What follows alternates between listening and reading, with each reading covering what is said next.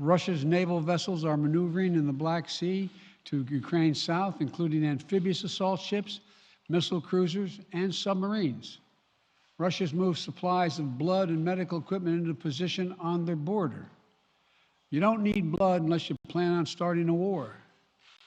Over the last few days, we've seen much of the playbook that Secretary Blinken laid out last week in the United Nations Security Council come to pass.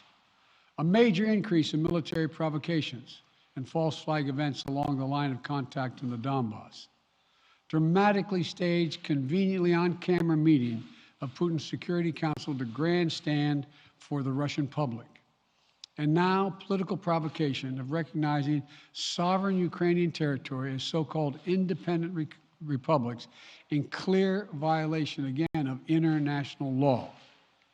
President Putin has sought authorization from the Russian parliament to use military force outside of Russian territory. And this set the stage for further pretexts of further provocations by Russia to try to justify further military action. None of us should be fooled. None of us will be fooled. There is no justification.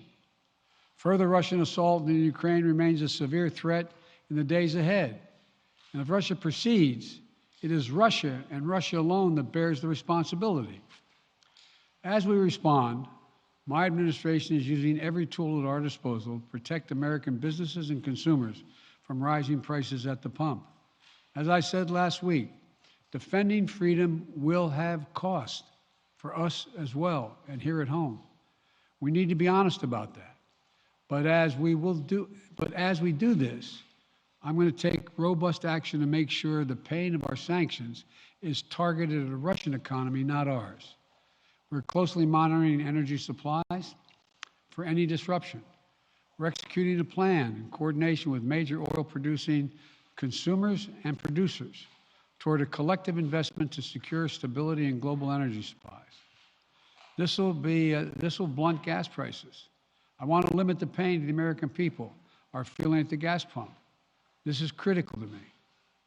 In the last few days, I've been in constant contact with European leaders, including with Ukrainian President Zelensky. Vice President Harris met in person with the leaders in Germany over the weekend at the Munich conference, including President Zelensky. At every step, we have shown the United States and our allies and partners are working in unison, which he hasn't been counting on, Mr. Putin. We're united in our support of Ukraine. We are united in our opposition to Russian aggression. And we're united in our resolve to defend our NATO alliance. And we're united in our understanding of the urgency and seriousness of the threat Russia is making to global peace and stability.